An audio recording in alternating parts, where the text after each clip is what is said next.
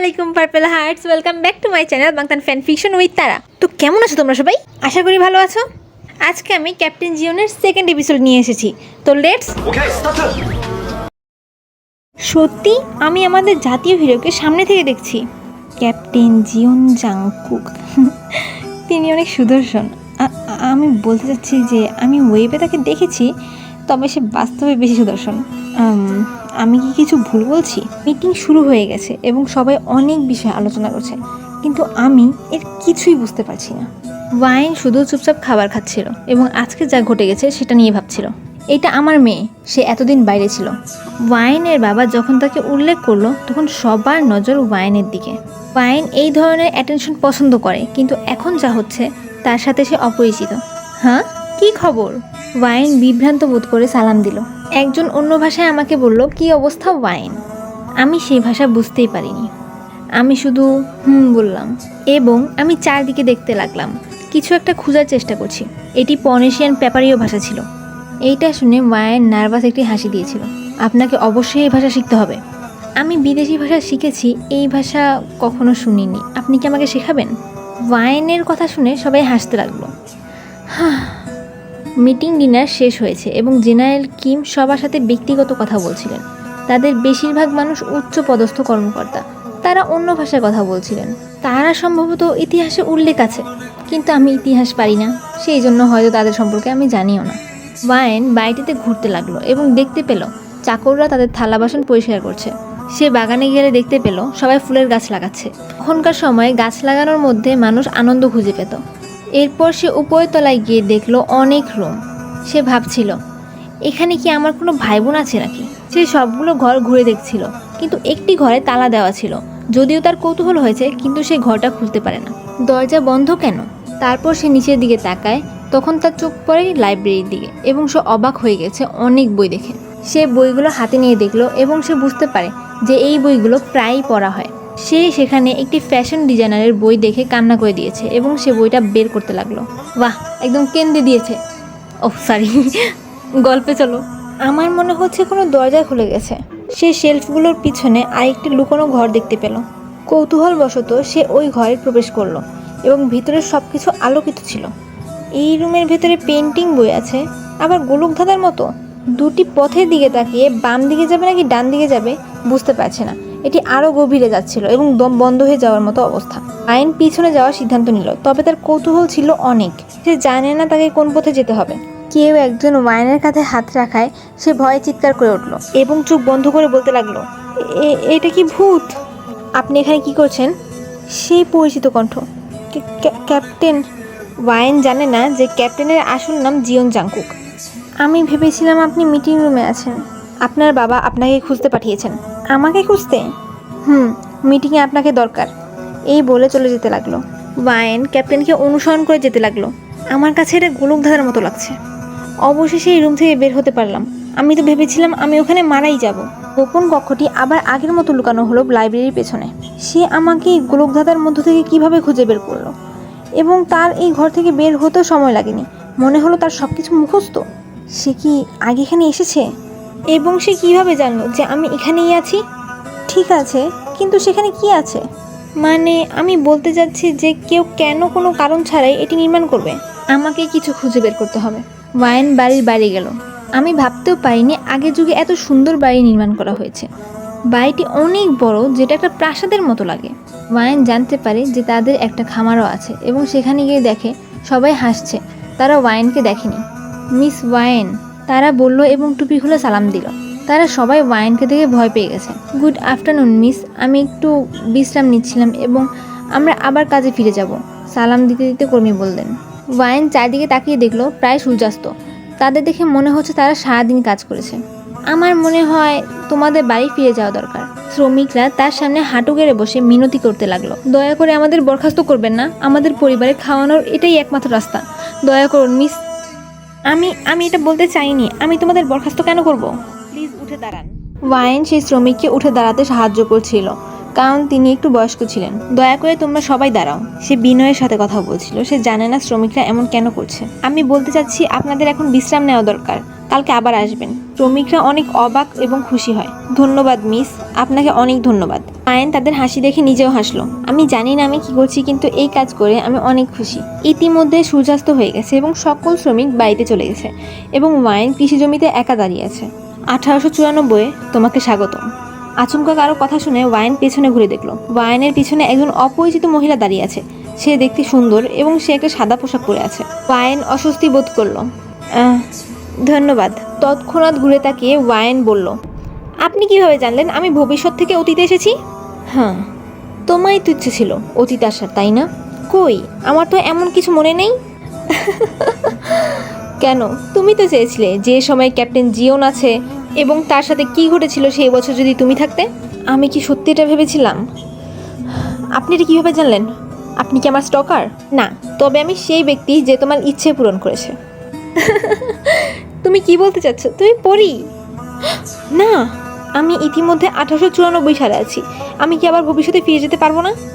তুমি যা চাও সেটা নিয়ে সতর্ক থাকো। সেই মহিলাটি এই কথা বলে ওয়াইনের চারপাশে ঘুরতে লাগলো। আমি মনে হয় এই ইচ্ছেটা করেই গোলমাল করেছি। চিন্তা করবে না, তুমি একমাত্র মানুষ নও যে এই ধরনের ইচ্ছা চেয়েছো। তুমি এখন এমন একজনের মানুষের দেহে আছো যে হুবহু তোমার মতো দেখতে এবং নামও এক। সে একজন জেনারেলের ছেলে এবং তাকে সৈনিক বানানো হবে। সে কি চেয়েছিল? সে চেয়েছিল স্বাধীনভাবে বাঁচতে। সে অন্য প্রজন্মে থাকতে চেয়েছিল।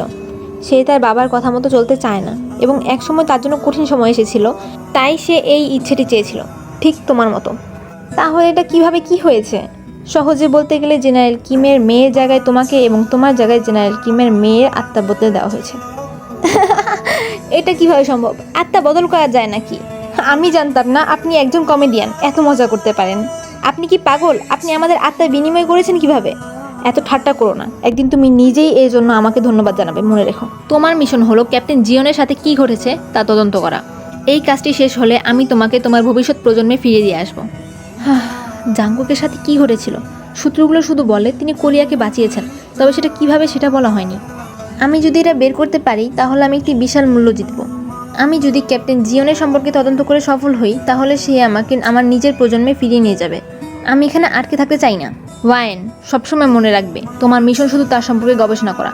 কখনোই ইতিহাসকে নষ্ট করার চেষ্টা করবে না এবং ক্যাপ্টেন জিওনের জীবনে বাধা সৃষ্টি করবে না, ভবিষ্যতে এবং বিশেষ করে অতীতকে প্রভাবিত করে। শুধু তোমার মিশনে মনোযোগ দাও। আমি বিশ্বাস করতে পারছি না যে ভবিষ্যতে আমার জায়গায় অন্য কেউ জীবনযাপন করছে। সেজন্য আমার কোনো কিছুতে হাত না দেয়।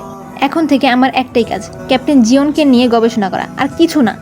আমাকে আরও বেশি সতর্ক হতে হবে। আমি কখনোই অতীতে আসতে চাইনি, এটা আমার রাগের কারণে হয়েছে। আমি ভাবছি যে আমার জায়গায় ভবিষ্যৎ আছে, সে এখন কি করছে উন্নতি প্রযুক্তি দেখে। আমি আমার পরিবারকে মিস করছি, অবশ্যই ওয়াইন টুকে। আমি তার প্রতি ক্ষিপ্ত নই, আমি শুধু একটু রেগে গিয়েছিলাম। আমাকে খুব তাড়াতাড়ি এই মিশন শেষ করতে হবে যাতে আমি খুব শীঘ্রই আমার পৃথিবীতে ফিরে যেতে পারি। কিন্তু আমি কিভাবে শুরু করব? আমার কি চারপাশে তদন্ত করা উচিত? আমি একজন গুপ্তচরের মতো কেন করছি? আমি ক্যাপ্টেন জিওনের সাথে বন্ধুত্ব করতে চাই। আমাকে চেষ্টা করতে হবে। আমার মনে হয় তার সাথে বন্ধুত্ব করা এতটা সহজ হবে না। এটি যদি কাজ না করে তাহলে? ঠিক আছে, আমি তো শুধু তার সাথে বন্ধুত্বই করব। আশা করি এটি কাজ করবে। আমি শুনেছি সে কাল রাতে আমাদের বাড়ির প্লাজা পরিদর্শন করতে আসবে। আমি যদি সেখানে তাকে আক্রমণ করি? পরদিন ওয়াইন তার ঘর থেকে বেরিয়ে আসলো। তখন প্রায় রাত 10টা বাজে। ইতিমধ্যে সবাই ঘুমিয়ে পড়েছে। সে সফলভাবে বাইরে গিয়ে দেখে শুধু আলো আছে। এই সময় আশপাশে কোনো মানুষ নেই।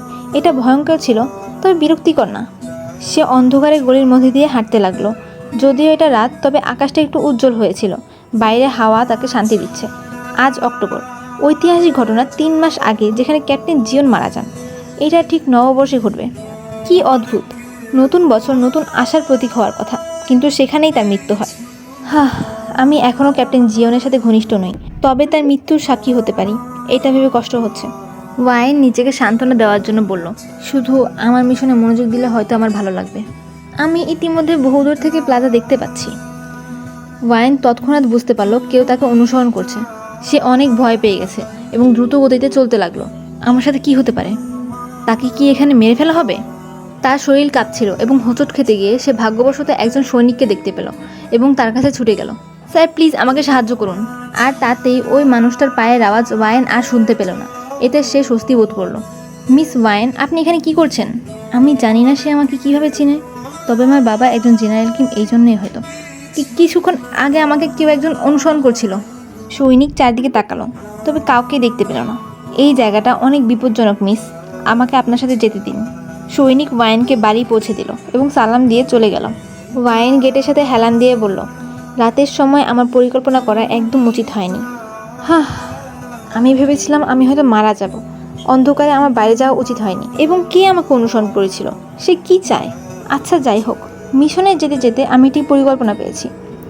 আমি শুনেছি যে রাজধানীতে কিছু সৈন্যদের প্রশিক্ষণ দেওয়া হচ্ছে।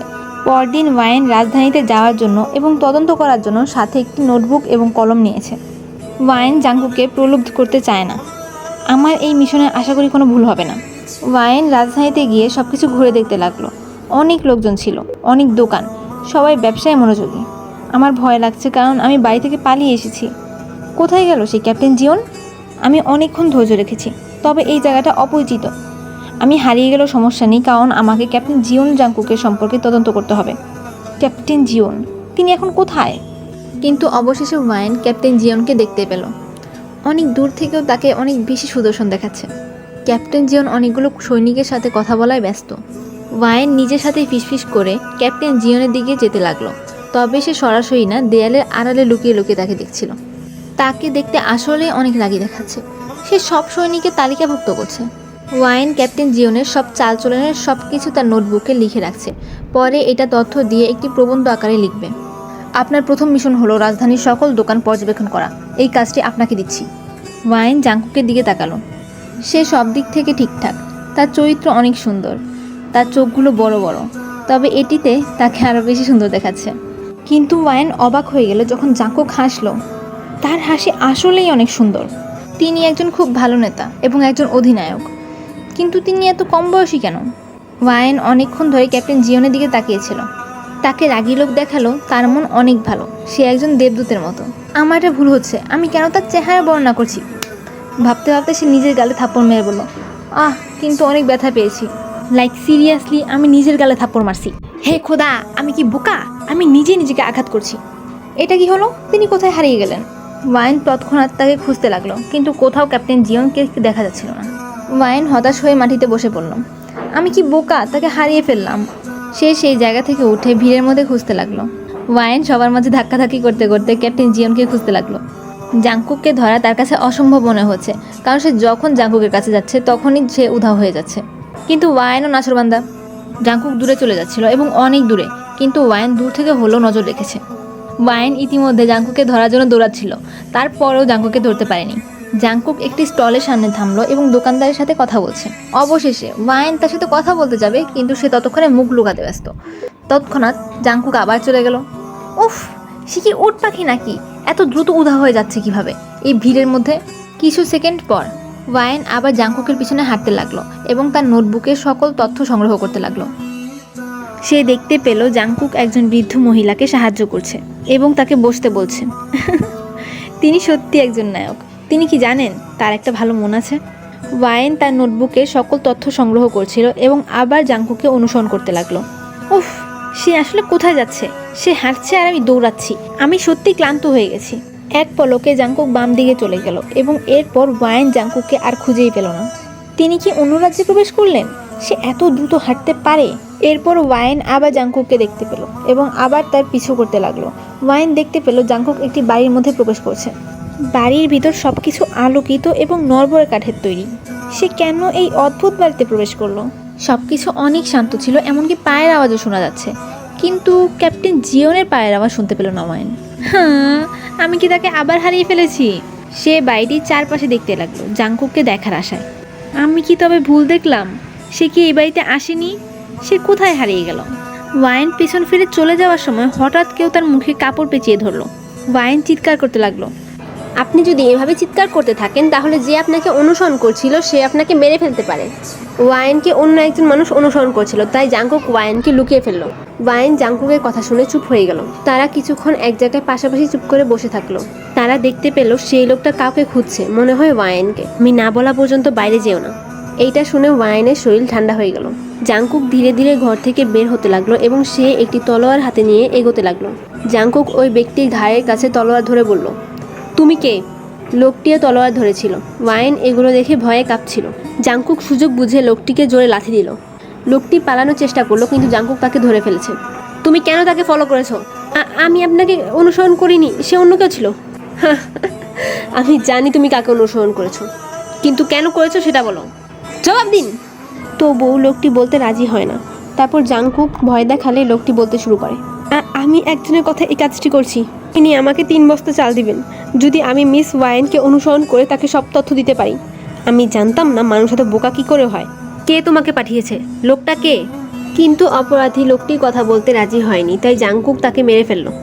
জাংকুক ওয়াইনের কাছে গেলে দেখতে পায় ওয়াইন ভয়ে কাঁপছে। লোকটি কি চলে গেছে? না, আমি তাকে মেরে ফেলেছি। এই কথা শুনে ওয়াইন জ্ঞান হারিয়ে ফেলে। জ্ঞান ফেরার পর ওয়াইন চোখ বুজে আবার বিছানায় পড়ে গেল। কিছুক্ষণ আগে কি হয়েছে তার কিছুই মনে নেই। সে কেন জাংকুকের সাথে তার এইটাই মনে নেই। আপনি আমার বাড়িতে আছেন, চিন্তা করবেন না, এখানে আপনি নিরাপদ। বাড়ি? তুমি কি আমাকে কিডন্যাপ করেছো? কিছু মনে করবেন না, আমি একজন প্রাপ্তবয়স্ক পুরুষ। তুমি এইভাবে কেন আমার দিকে তাকিয়ে আছো? মাফ করবেন। ওয়াইন জাংকুকের দিকে সন্দেহের চোখে তাকিয়েছিল। সে কেন আমাকে তার বাড়িতে নিয়ে এসেছে? ওয়াইন বিছানা থেকে উঠে পিছনের দিকে সরে গেল যাতে তাদের মধ্যে দূরত্ব বাড়ে। জাংকুক এক ধাপ সামনে এগিয়ে গেল। আপনি এটা কি করছেন? আপনি আমার কাছাকাছি আসবেন না। কেন? কি হয়েছে তাতে? জাংকুক দীর্ঘশ্বাস ফেলে ওয়াইনের মাথায় হাত বুলিয়ে দিল। আপনি আমাকে অনুসরণ করছিলেন, আর কেউ একজন আপনাকে অনুসরণ করছিল। তারপর আমার সাথে তার লড়াই হয়, এরপর আপনি জ্ঞান হারিয়েছিলেন। আমি কেন আপনাকে অনুসরণ করব? বেকার মিথ্যা বলার চেষ্টা। তাই তো, তুমি কেন আমাকে অনুসরণ করবে? এরপর জাংকুক ওয়াইনের দিকে এক দৃষ্টিতে তাকিয়ে রইল। ওয়াইন তার ব্যাগটি চারদিকে খুঁজতে লাগলো এবং দেখলো সেটা টেবিলের উপর রাখা আছে, কিন্তু জাংকুক তার কাছাকাছি ছিল বলে ব্যাগটি নিতে পারছিল না। জাংকুক ওয়াইনের দৃষ্টি লক্ষ্য করলো এবং সাথে সাথে দৌড় দিয়ে ব্যাগটি নিয়ে নিল। এই ব্যাগটি আমার। তুমি রাজধানীতে কেন? তোমার তো তোমার বাবার সাথে ট্রেনিং ক্যাম্পে থাকার কথা ছিল। ওয়াইন তার কথায় পাত্তা না দিয়ে নিজের মধ্যে সাহস জোগাড় করলো। ওয়াইন জাংকুকের দিকে এগিয়ে গেল এবং তার থেকে ব্যাগ নেওয়ার চেষ্টা করলো, কিন্তু কিছুতেই সে জাংকুকের কাছ থেকে ব্যাগটি নিতে পারছিল না। আপনি কি প্রশিক্ষণ এড়িয়ে যাচ্ছেন মিস ওয়াইন? আপনি আমার ব্যাগ ফিরিয়ে দিন। আপনি আমার ব্যাগ দখল করতে চাচ্ছেন কেন? না, দেব না। আপনি যতক্ষণ না বলছেন আপনি কেন আমার পেছন পেছন আসছিলেন। আমি জানি আমি জাংকুকের সাথে পারবো না, তবে আমার কাছে তাকে বিরক্তিকর লাগছে। তৎক্ষণাৎ ওয়াইনের মাথায় একটি বুদ্ধি আসলো। ওয়াইন জাংকুকের পেটে আঘাত করলো এবং জাংকুক এতে অনেক ব্যথা পেয়েছিল। এই সুযোগে ওয়াইন জাংকুকের হাত থেকে ব্যাগটি নিয়ে নিল। আমি ভেবেছিলাম আপনি একজন ভালো অধিনায়ক, কিন্তু আপনার গতির দক্ষতা খুবই খারাপ। এই বলে ওয়াইন দৌড়ে পালিয়ে গেল। উফ, ক্যাপ্টেন জিওন জাংকুক খুবই বিরক্তিকর। আমি বলেছিলাম সে সুন্দর সদয় দেবদূত, কিন্তু আমার এখন মনে হচ্ছে এই কথাগুলো বলাই আমার ভুল হয়েছে। ভালো হয়েছে আমি আমার ব্যাগ ফিরে পেয়েছি। উফ, আমি বাড়ি ফিরে এসেছি। আজকে অনেক কিছু তদন্ত করা হয়েছে। আমার মনে হয় এখন ক্যাপ্টেন জিওনের সমস্ত তথ্য সংক্ষিপ্ত করা উচিত। তাহলে আমি আমার পৃথিবীতে ফিরে ভালোভাবে বোঝাতে পারবো। তাহলে এবার সংক্ষিপ্ত করা যাক। অক্টোবর 11, 1894। প্রিয় ডায়েরি, এটি ছিল বৃহস্পতিবার, যেদিন আমি প্রথম পুরনো কোরিয়াকে দেখতে পেয়েছিলাম। কিন্তু আমাকে আমার মিশন পুরোপুরি করতে হবে বলে পুরনো কোরিয়াকে ভালোভাবে ঘুরে দেখতে পারিনি। আমি যদি একজন গুপ্তচর হতাম তাহলে ভালো হতো, কারণ ক্যাপ্টেন জিওনের সম্পর্কে তদন্ত করা অনেক কঠিন। হয়তো ক্যাপ্টেন জিওন অনেক বেশি বিরক্তিকর। তিনি লম্বা ঠিক আমার মতো, কিন্তু তাকে দেখতে আমার থেকেও ছোট মনে হয়েছিল। তার চোখ একদম গোলাকার, কিন্তু তিনি দেখতে অনেক সুদর্শন। বাস্তবিক অর্থে সে অনেক বেশি সুদর্শন। তাকে ভয় দেখানো অনেক কঠিন, এবং তিনি দেখতে রাগী হলেও আসলে তিনি অনেক দয়ালু, এবং তিনি আমাকে বিপদ থেকে রক্ষা করেছিলেন। তিনি আমাদের দেশের জন্য কি করেছেন আমি এখনও জেনে উঠতে পারিনি এই মুহূর্তে, কিন্তু তাকে একজন বৃদ্ধাকে স্বেচ্ছায় সাহায্য করতে দেখে আমি হয়তো উত্তরটা পেয়ে গেছি। আমি অনুভব করতে পারছি যে সে একজন সত্যিকারের ভালো মানুষ, কিন্তু কিছু বিষয় তিনি একটু বিরক্তিকর। এইটা আমার প্রথম দিনের তদন্তের কথা। আশা করি পরের দিনগুলোতে ভালোভাবে তদন্ত করতে পারবো।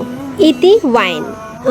প্রথম দিন আমি তার বৈশিষ্ট্য ভালোভাবে অধ্যয়ন করেছি, তার ভালো দিক দেখেছি এবং তার খারাপ দিকও দেখেছি। এটা কি যথেষ্ট? তো আজ এই পর্যন্তই, দেখা হবে পরের এপিসোডে। আর আমার অনেক ঠান্ডা লাগছে, আর কয়দিন পরে আমার পরীক্ষাও, তাই এখন ভিডিও দেওয়াটা আমার পক্ষে খুবই টাফ হয়ে যেতেছে। তোমরা প্লিজ নিউ ভিডিও না পায় আমাকে আনসাবস্ক্রাইব করে দিও না, আমার দিকটাও একটু বুঝো। তো আল্লাহ হাফেজ, ওয়েট ফর নেক্সট এপিসোড।